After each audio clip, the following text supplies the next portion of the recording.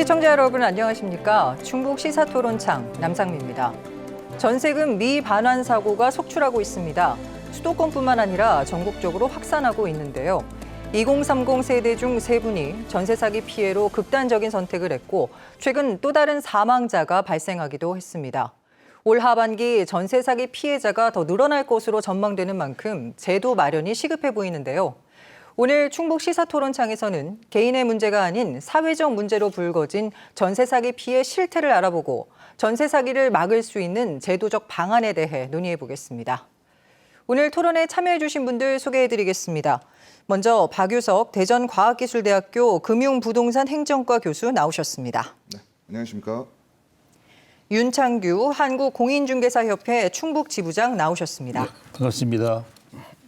박윤겸 변호사 자리하셨습니다. 네, 안녕하십니까? 전세 사기 피해 현황을 키워드로 표현해 주시기 바랍니다. 먼저 교수님. 네, 지금의 상황을 저는 양두구육이라고 표현을 좀 했습니다. 양의 머리를 내걸고 이제 개고기를 판다는 뜻인데요. 겉으로는 번지르르한 전세라고 얘기를 했지만 실상을 보니 좋지 않은 나쁜 전세로 판명이 난 것 같습니다. 그래서 지금의 상황을 이렇게 표현하고 싶습니다. 알겠습니다. 지부장님. 네, 저는 책임 전가라고 이렇게 했습니다. 권한은 주지 않고 책임만 묻는 그런 사태가 벌어지고 있거든요. 그래서 책임 전가라고 키워드를 정했습니다. 네, 변호사님. 예, 저는 치통이라고 말씀드리고 싶습니다. 처음 통증이 있을 때 방치하면 통증도 치료 비용도 걷잡을 수 없이 커지게 됩니다. 지금까지 임차인이 맡긴 보증금 다른 곳에 쓰고 새로운 임차인이 돌아올 때까지 돌려주지 못하는 임대인 모습 많이 봐왔습니다. 보증금을 다른 곳에 쓰고도 배짱을 튕기는 임대인들을 우리 사회에서 정부에서 너무 방치해온 것 같습니다. 그래서 키워드를 치통으로 정했습니다. 네, 세 분 의견 잘 들었습니다. 자, 그러면 우리 충북 지역의 전세 사기 피해 현황부터 좀 짚어보겠습니다. 교수님. 네, 뭐 전세 사기라고 하는 게 최근에 이제 미추홀구에서 일어난 전세 빌라왕, 뭐 전세왕, 뭐 이런 사건들 때문에 부각이 좀 되고 있는데요. 우리 부동산 시장에서는 과거로부터 계속 전세 사기는 있었습니다. 있었고 또 최근 충북에서도 이제 음성군이죠. 혁신도시에서 오피스텔 월세 세입자들을 상대로 한 전세 사기가 좀 나타난 걸로 돼 있고 이제 경찰서에 접수가 돼서 수사가 좀 진행이 되고 있는 것 같습니다. 그리고 또 그 전에는 또 청주의 이제 흥덕구에서는 임차인이 임대인 행사를 하는 거죠.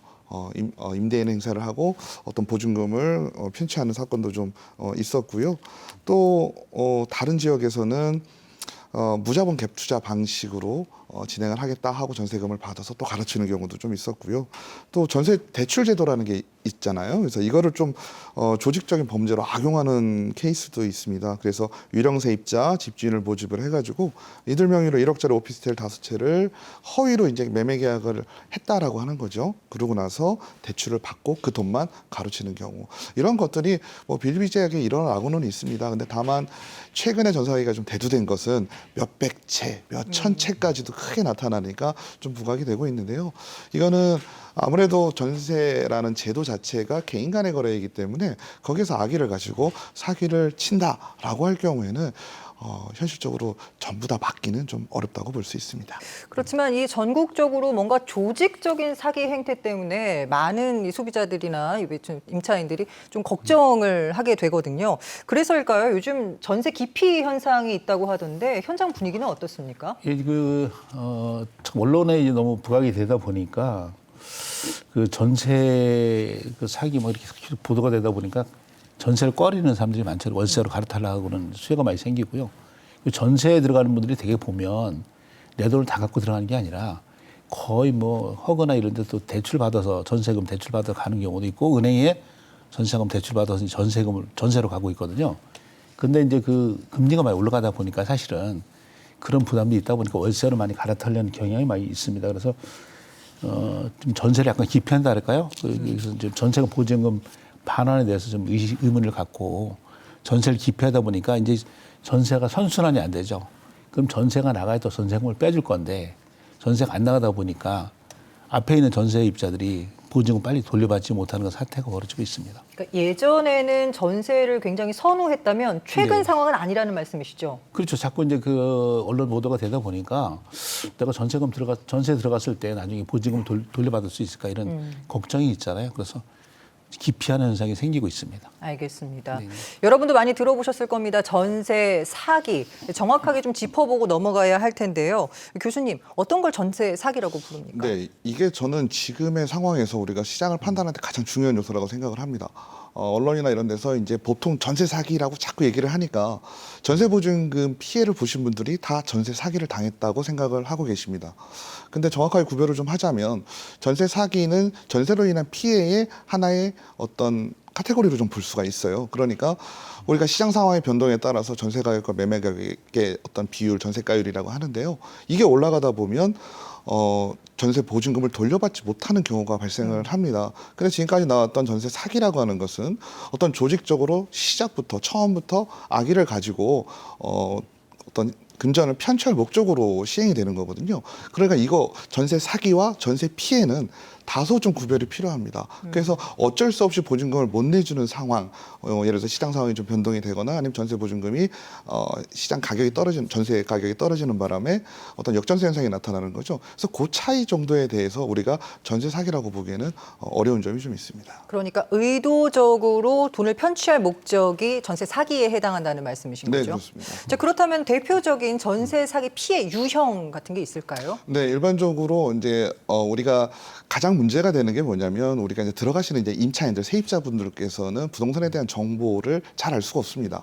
그 부동산의 정보를 좀 많이 하시는 분들은 뭐 대표적인 거는 계시지만 공인중개사가 될 수도 그렇죠. 있고요. 그리고 또 하나는 이제 건축주 분들이 될 겁니다. 특히나 이번 같은 경우는 신축 건물에서 좀 많이 발생을 했거든요. 신축 건물에 대해서는 전체적인 가격을 산정하기가 매우 어렵습니다. 그러다 보니까 전세가는 어느 정도 형성이 되어 있기 때문에 전세 가격대로 다 받지만 전세 가격으로 전체를 다 전세를 돌려버리면 매매 가격을 넘어갑니다. 근데 여기서 중간에 역할을 한 게 조금 아쉽지만 공인중개사 분들께서 이런 정도를 좀 악용한 것도 좀 있습니다. 여기 들어가도 괜찮습니다.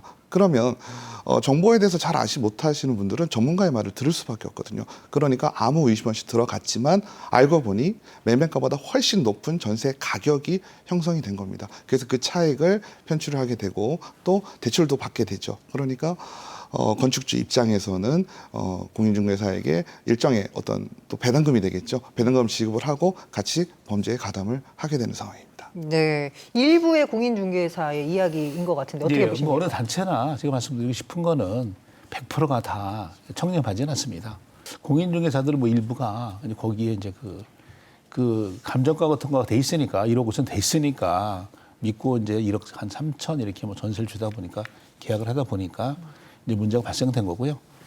어쨌든 그 전세 거기에 일부 공인중개사 가담이 돼 있다는 거 뭐 좀 유감스럽게 생각합니다. 네. 예.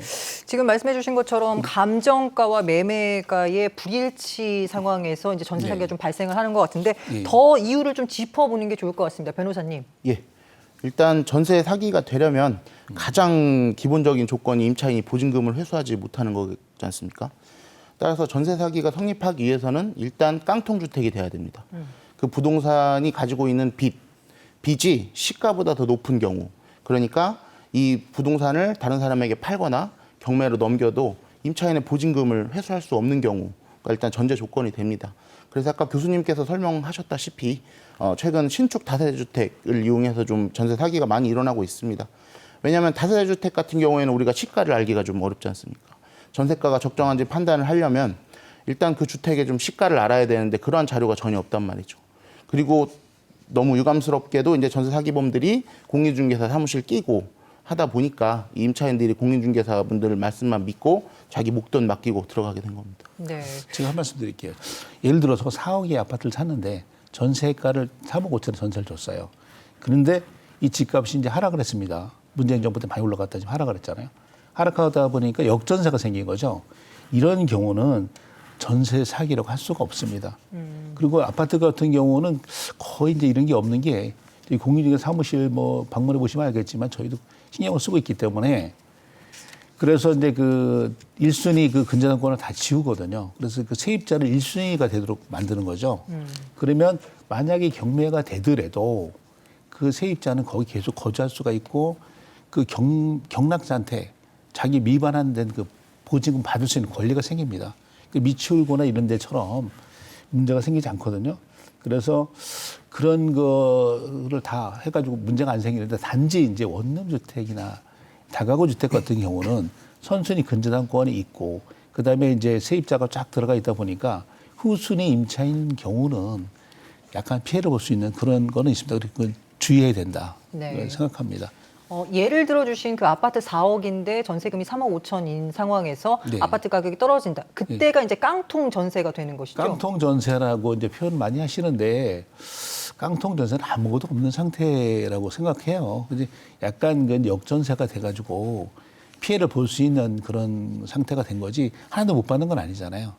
깡통 전세는 하나도 없는 상태, 전혀 돈을 받지 못하는 상태라고 생각하는데 그런 표현이 자꾸 이제 언론에 보도되다 보니까 상당히 좀 그 임차인들이 그 너무 그 전세에 대해서 너무 기피하는 현상이 생기지 않느냐.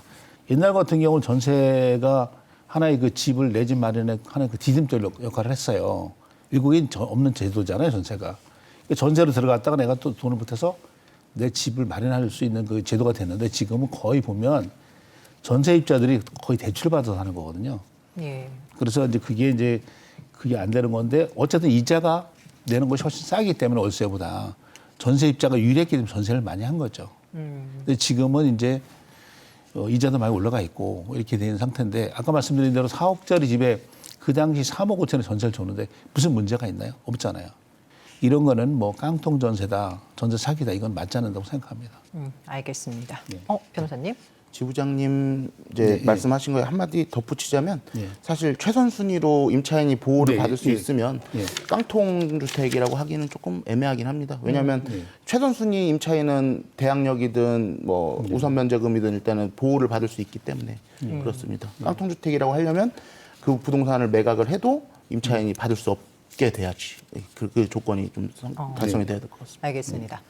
지난 4월 27일이었습니다. 정부는 당장 살 곳을 잃은 피해자의 주거 안정을 돕기 위해 전세 사기 특별법을 발의했는데요. 어떤 내용입니까, 주로? 피해가 발생하면 우리가 생각을 해야 될 것이 이제 피해자가 발생을 하고요. 이제 가해자가 있을 것인데요. 피해자에 대해서는 일정 부분의 지원이 필요할 것이고 가해자에 대한 처벌을 강화하는 방향이 좀 필요할 겁니다. 근데 최근에는 이제 피해자에 좀 포커스가 맞춰진 걸로 좀 보이는데요. 피해자께서, 그러니까 세입자께서 사시던 집이 이제 경매에 넘어갈 경우 그 경매 자체를 조금 유예하거나 정지하도록, 뭐 물론 강제는 아닙니다만 그렇게 좀 하려고 했고요. 그리고 살고 계신 분, 세입자분에게 이제 우선 매수권이라고 있습니다. 그러니까 경매에서 세입자분에게 먼저 매수할 수 있는 권리를 좀 부여했고요. 그리고 이제 낙찰을 받아야 되는데 아무래도 지금 전세 사기로 피해를 받는데 어떤 금전적인 여력이 좀 없으시잖아요. 그래서 그거에 대한 대출 지원 이런 것도 좀 했고요. 그다음에 세금에 대한 부분, 이제 취득을 했을 때 취득세라든지 재산세를 좀 감면해 주겠다라고 하는 것이 이제 낙찰에 대한 지원이 될 것이고요. 만약에 낙찰을 하지 않겠다 하시는 분도 계실 거예요. 그런 분들에게는 LH공사에서 세입자께서 살고 계신 분을 살고 계신 집을 우선적으로 양도를, 그러니까 매도를 해서 이제 임대로 지원을 하게 되고요. 혹시 그 집이 아니더라도 근처에 가까운데 LH에서 시행하고 있는 공공임대주택을 우선적으로 좀 지원을 하게 됩니다. 그리고 어쨌든 금전적인 피해를 많이 받기 때문에 생계가 좀 곤란해질 수 있는 부분도 조금 있습니다. 그러다 보니까 긴급복지, 신용대출 이런 부분도 지원하겠다라고 하고 있는데요. 이런 법에서 지금 가장 어떻게 보면 어떤 여야 합의가 좀 잘 안 되고 있는 부분이 피해자에 대한 범위가 될 것 같아요. 지금 우리가 앞서서 정확하게 말씀을 나눴던 게 중요한 게 요거하고도 같이 연결이 좀 되는데요. 전세 피해하고 전세 사기에 대한 부분을 명확하게 좀 구별을 하고 싶어하는 게 정부의 의지인 것 같습니다. 네, 네네. 알겠습니다. 전세 사기 특별법에 관련해서 덧붙이실 말씀 있으십니까? 일단 이런 그 특별법에 따른 혜택을 받으려면 전세 사기 피해자, 아까 그 범위 말씀해 주셨는데 피해자에 해당이 돼야 됩니다. 간단하게 말씀드리면 대항력 확정일자 모두 갖춘 임차인이셔야 되고 주택에 대해서 경매, 공매가 진행이 돼야 됩니다. 그리고 면적과 보증금 검토해서 서민 임차주택에 좀 해당해야 될 것 같고요. 전세 사기 의도가 어느 정도는 좀 입증이 돼야 된다고 하네요. 그리고 다수의 피해자가 발생할 우려가 있어야 되고 보증금이 보증금 중 상당액이 좀 반환되지 못할 그런 우려가 있어야 되는 상황이라고 합니다. 이제 임차인 본인께서 내가 그 전세 사기 피해자에 해당되는지 궁금하시다고 하면 지금 살고 계신 시나 도에 신청하시면 되고요. 거기에 설치된 전세 사기 피해 지원 위원회에서 이 전세 사기 피해자에 해당하는지 여부를 판단을 해서 통지를 해준다고 합니다. 네, 변호사님, 그럼 이 특별법의 실효성은 있다고 보십니까? 개인적으로 그 LH에서 이제 피해 입은 임차인이 계속 살 수 있도록 주거 지원을 하는 부분은 좀 굉장히 적절한 대책이라고 보는데요. 사실 아까 그 우리 지부장님께서 말씀하셨듯이 전세 자금이 대부분 대출입니다. 근데 이런 분들한테 매매 대금을 다시 대출을 해주는 게 좀 적절한지는 개인적으로 좀 의문이 있습니다. 예, 지부장님 어떻게 현실적으로 이게 괜찮은 방법이라 생각하십니까? 글쎄 지금 뭐 그 전세기 피해 뭐 대책해서 뭐 법을 뭐 개정한다 이런 얘기도 많이 돌고 있는데요. 그 지금 뭐 어느 당에서는 그 피해자들한테 전체 그 전세금을 다 보전해주고 뭐 나중에 그 채권 회수하는 방향으로 얘기되는 건데 사실은 이거는 맞지 않다고 생각을 하고요. 그리고 또 하나 요즘에 그 얘기되고 있는 게 제가 보니까 에스크로 그래서 이제 그 돈을 전세금을 갖다가 은행에다가 맡겨놨다가 나중에 돌려주는 제도. 그러면 누가 전세를 줄 사람이 없죠. 그 돈을 가지고 딴 데 활용하려고 하는 거지. 그럼 월세를 줘야지. 그 에스크로 해가지고 은행에다가 맡겨놨을 때 이자가 얼마 되나요? 그래서 그게 그런 그 자체가 맞지 않고 그리고 또 정부에서 이제 법 개정하면서 처벌만 강화하는 쪽으로 이제 이렇게 얘기가 되고 있거든요. 이건 맞지가 않다. 알겠습니다. 그 전세 사기 특별법에 관련된 이야기를 하고 있는데요. 어떻게 교수님이 보시기에는 실효성이 있다고 보십니까?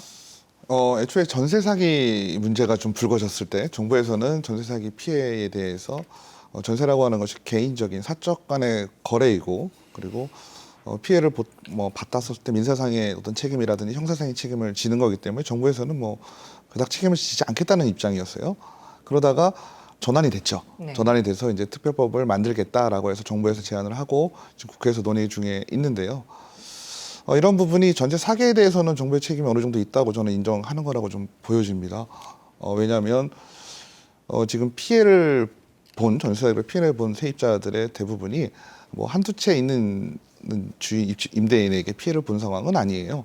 최소 몇십 채에서 몇백 채 정도 되는 예. 그런 뭐 빌라왕, 전세왕 뭐 이런 분들한테 피해를 본 상황이거든요. 이렇다고 하는 것은 충분히 정부에서 모니터링이 좀 가능했다라고 좀 보여지고요. 그래서 어떻게 보면 어떤 정책적인 방향을 바로 바꿔가지고 특별법을 마련을 했는데 생각보다는 법 자체에서 뭐 물론 입장 차이는 있습니다. 각 주체별로 입장 차이는 있지만 생각보다는 할 수 있는 거는 최대한 다 하겠다라는 의지로 좀 보여지기는 합니다. 다만 이제 실효성의 문제를 좀 따진다라고 한다면 아마 만족스럽지는 못하실 테지만 그래야만 하는 이유가 있습니다. 이게 형평성의 문제가 들어갈 수밖에 없거든요. 왜냐하면 사기를 당한다는 게 전세뿐 아니라 다른 사기도 있습니다. 우리 뭐 금융 사기라든지 이런 거 뭐 만연해 있죠. 그러다 보니까 그런 부분들을 많이 고려한 게 아닌가 하는 생각을 좀 하고 있습니다. 그렇다면 이 전세 사기 피해자들 인정 기준이 너무 엄격하다는 목소리에 대해서는 어떻게 생각하시는지요?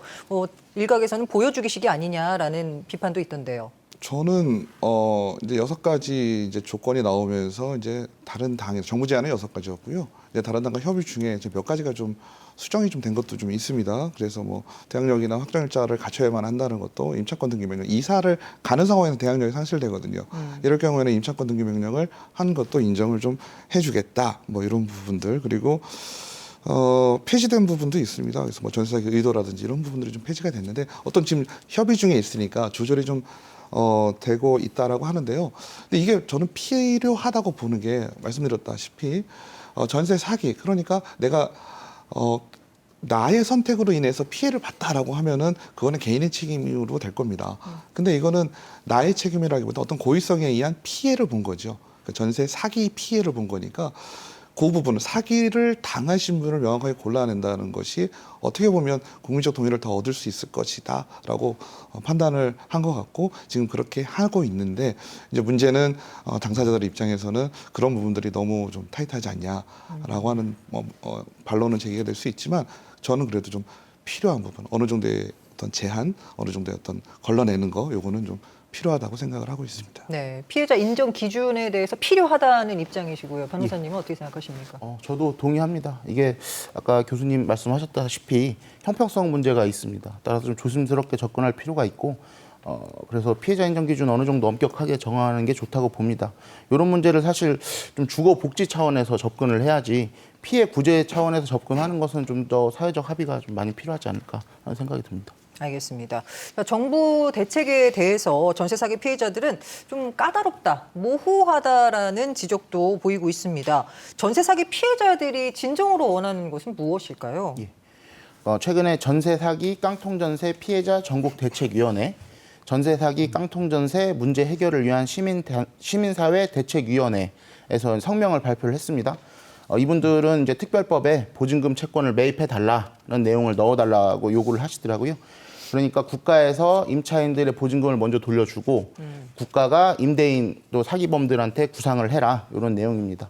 뭐 금액이 커서 부담스럽다면 적어도 주택임대차보호법상 최우선 변제금 정도는 우선해서 회수할 수 있도록 해달라는 요구를 하시더라고요. 결국 직접적인 피해 회복을 요구하고 계신 겁니다. 네, 이 깡통 전세 문제에 대해서는 국가적으로 지원을 해야 한다고 보십니까, 교수님? 깡통 전세 문제는 또 지금 전세 사기하고는 좀 다른 결이라고 예. 저는 생각이 듭니다. 깡통 전세가 사회 문제로 발전이 되면 전체적인 부동산 시장을 좀 흔들 수는 있죠. 그렇기 때문에 그거를 방지할 수 있는 대책은 당연히 해야 될 일이지만 지금 뭐 전세 사기하고 같이 막 묶여가지고 이게 좀 개념이 좀 복잡해지거든요. 거기에서 뭐 적극적으로 직접적으로 이런 지원을 한다라는 건 조금 어려울 것 같고요. 아까 지금 나와 있는 정부 안대로 간접적인 지원 대책이 필요할 것 같습니다. 네. 예, 지부장님은 어떻게 생각하십니까? 이거는 사실 자기 과실도 있는 거거든요. 깡통 전세라고 하긴 좀 그렇지만 그 자기 과실 있는데 불구하고 전액 국가에서 보존해 주길 바라는 건 맞지 않다. 어느 정도 아까 그 교수님 말씀하신 대로 룰에 의해서 해야지. 이게 그 뭐 아까 말씀하신 대로 그 금융이라든가 여러 개 많잖아요. 보이스피싱도 있고 많잖아요. 네. 그런 사기를 당해가지고 막 길거리 나앉는 사람도 많이 있지 않습니까? 그런 모든 사람을 사기 당했다고 국가에 다 이렇게 책임져 주는 거는 그거는 가능하지 않다고 생각합니다. 그러니까 임차인들도 조금 더 꼼꼼하고 세심하게 자기 과실이 살펴볼 있기 때문에 필요가 있다. 예, 자기 과실이 있기 때문에 전액 국가에서 이렇게 보전해 주는 거는 맞지 않다 이렇게 말씀드리고 싶습니다. 알겠습니다.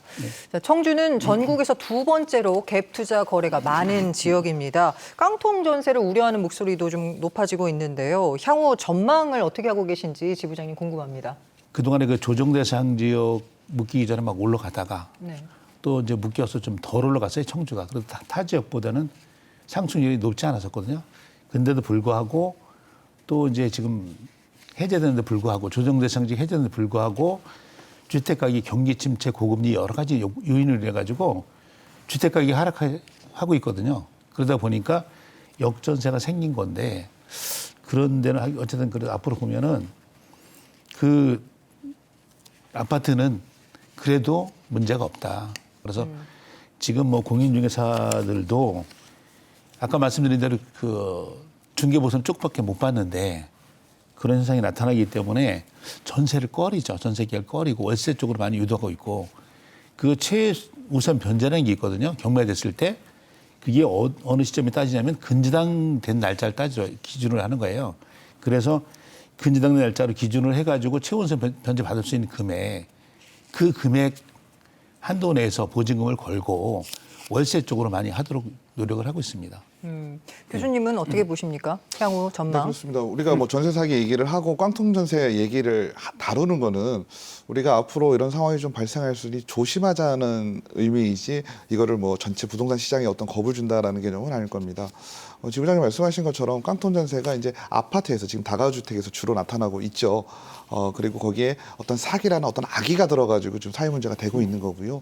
하지만 우리가 현실적에서 실질적인 부동산 시장에서 따진다면 뭐 예를 들어서 그렇습니다. 아까 뭐 4억짜리 아파트 얘기 자꾸 나왔는데 4억짜리 아파트 3억 5천에 들어갔어요. 근데 시세는 3억 5천, 3억 3천으로 떨어지고 전세는 뭐 3억, 2억 8천으로 떨어졌어요. 그럼 그 차이가 예를 들어서 팔아도 전세금을 보전 못하게 되긴 하지만 그 차이가 얼마 되지 않습니다.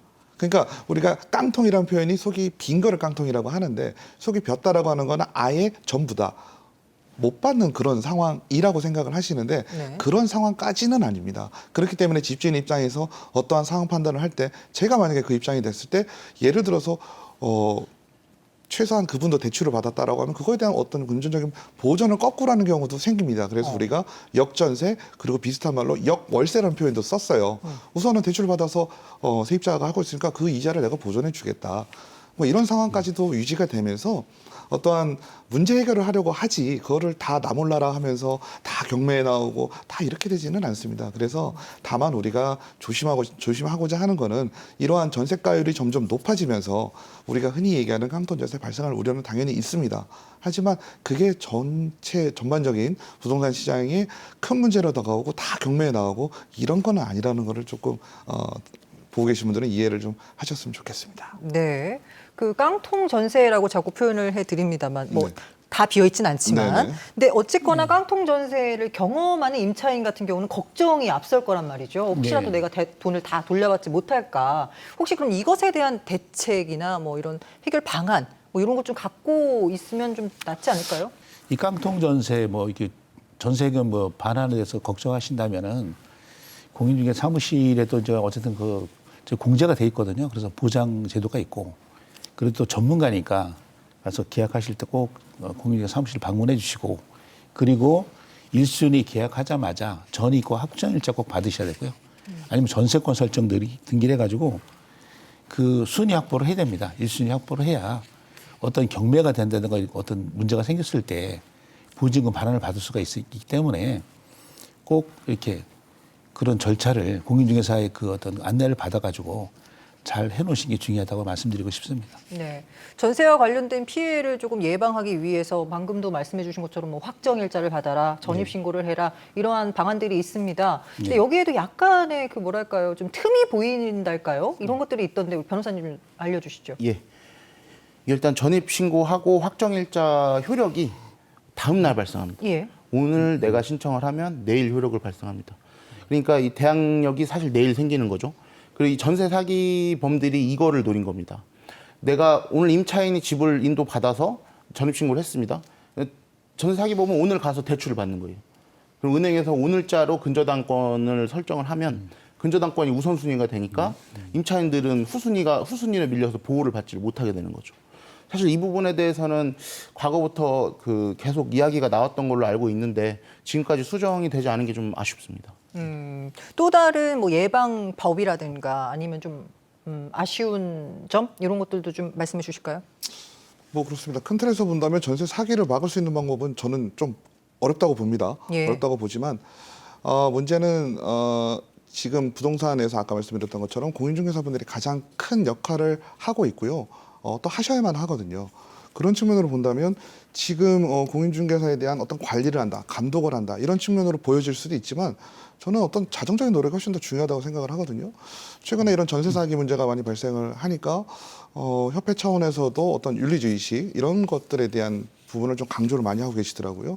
그거와 더불어서 우리 앞서 나왔던 얘기처럼 공인중개사들이 잘 할 수 있도록 어떤 권한을 부여하는 것도 저는 좋은 방법이라고 생각을 합니다. 그래서 공인중개사들이 부동산 시장의 어떤 가장 중요한 역할을 하면서 이러한 전세 사기 자체도 근절할 수 있는 피해를 방지할 수 있는 역할을 충분히 하시리라고 보고요. 그리고 더 나아가서 근본적인 대책이라고 하는 것이 깡통 전세를 막는다, 전세 사기를 막는다, 어떤 대책들을 처방을 하는 것보다는 체질 개선이 필요합니다. 지금 전반적인 부동산 시장의 전세 사기라든지 이런 임대차에 대한 문제가 시장 가격 하락으로 나타나고 있거든요. 그래서 시장 가격 하락을 조금 더 빨리 회복할 수 있는 큰 틀에서의 노력이 병행돼야 된다고 생각을 합니다. 좀 아까 교수님 말씀하셨는데요. 보면 이제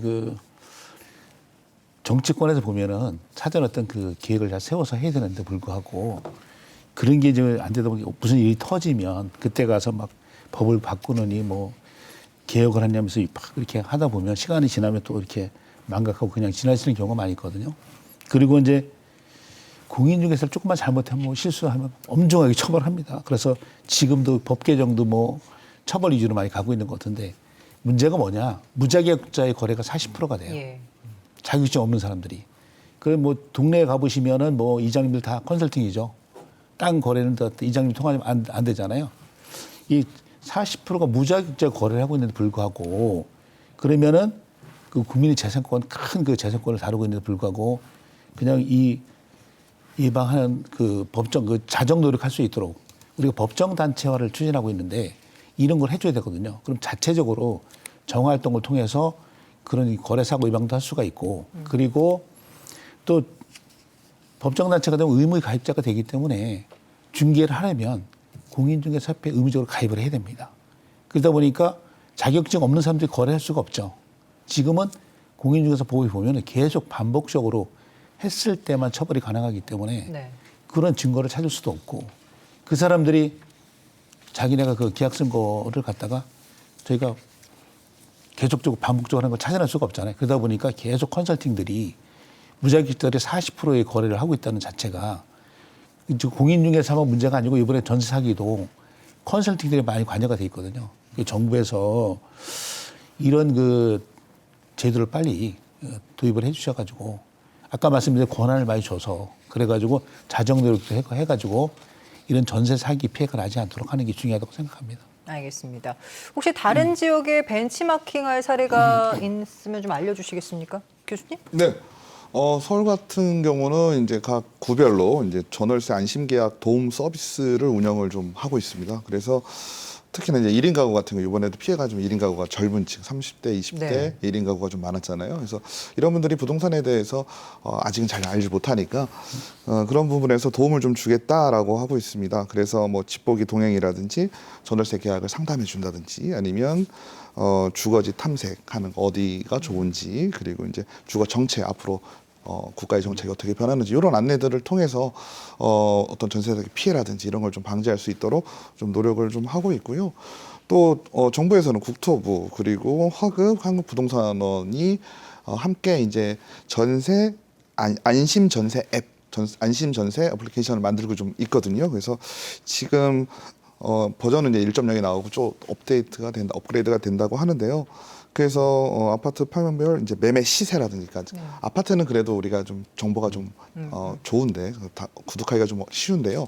연립 같은 데는 좀 어려운 점이 좀 있었어요. 그래서 시세가 얼마인지 잘 모르는 상황 때문에 전세 사기도 발생을 했는데 이런 부분에 대한 시세를 제공을 한다든지 아니면 지역 평균의 전세가율 이런 거 그리고 시세 정보를 토대로 해서 내가 원하는 어떤 집이 있을 경우에 전세 보증금이 얼마가 적정한가 이런 것까지 계산을 해준다고 합니다.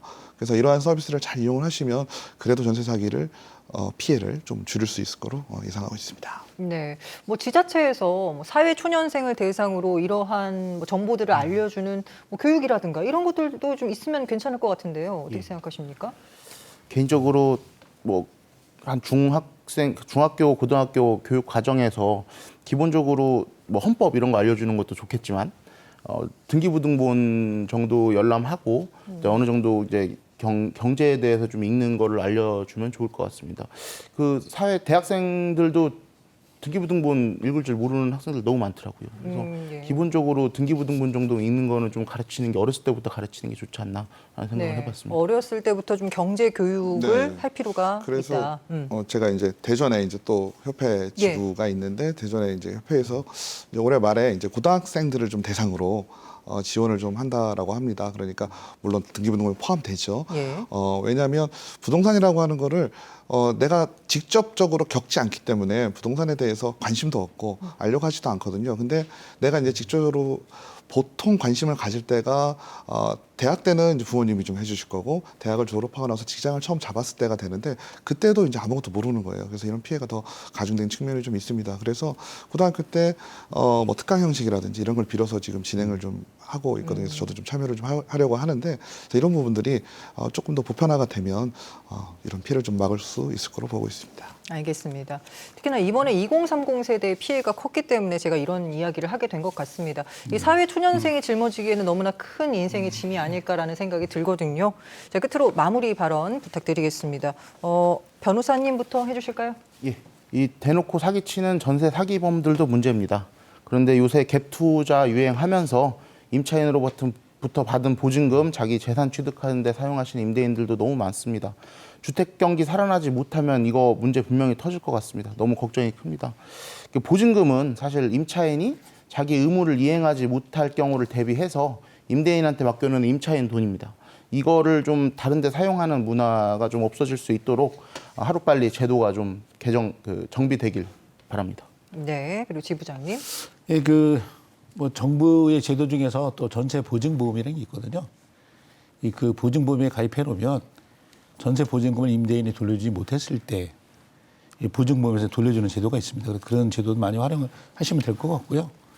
그리고 이제 아까 말씀드린 대로 본인들이 지금 뭐 앱에 들어가도 다 이제 그 시세, 전세라든가 매매 시세를 알 수가 있기 때문에 실거래가 다 볼 수가 있고요. 그 실거래가도 비싼 그 전세는 본인들이 하지 않으셔야 되고, 그 공인중개사 사무실과 인근 지역의 그 부동산 값을 잘하는 데는 공인중개사거든요. 이번에 답답한 게 저도 그 빌라 같은 거 이런 것도 그 가격이 나와 있지 않기 때문에 모르잖아요. 그렇지만 그 인근 지역의 공인중개사들은 그 가치를 알 수가 있습니다. 그래서 그런 제도를 공인중개사를 많이 활용하셔가지고 안전하게 이 거래를 하셨으면 그런 바람이고요. 전세 사기라는 표현은 이게 자꾸 너무 언론에 부각되다 보니까 또 다른 피해자를 양산하고 있거든요. 그래서 좀 그런 면이 좀 시정이 됐으면 좋겠다 생각합니다. 네, 교수님. 네, 지금은 이제 옥석을 가리는 지혜가 필요한 시점입니다. 근데 내가 다 가리지 못하겠죠. 그러면 전문가가 필요합니다. 공인중개사 역할 더욱더 강조되고 있고요. 앞으로 이 부동산으로 목숨을 잃는 경우가 나타나지 않았으면 좋겠습니다. 네, 토론에 참여해 주신 분들 고맙습니다. 청주는 갭 투자가 전국에서 두 번째로 많은 지역인데요. 더 이상 전세 사기 피해가 발생하지 않도록 정부의 다각적인 노력과 현실적인 대책 마련이 시급해 보입니다. 충북 시사토론창 여기서 마칩니다. 시청해 주신 여러분 고맙습니다.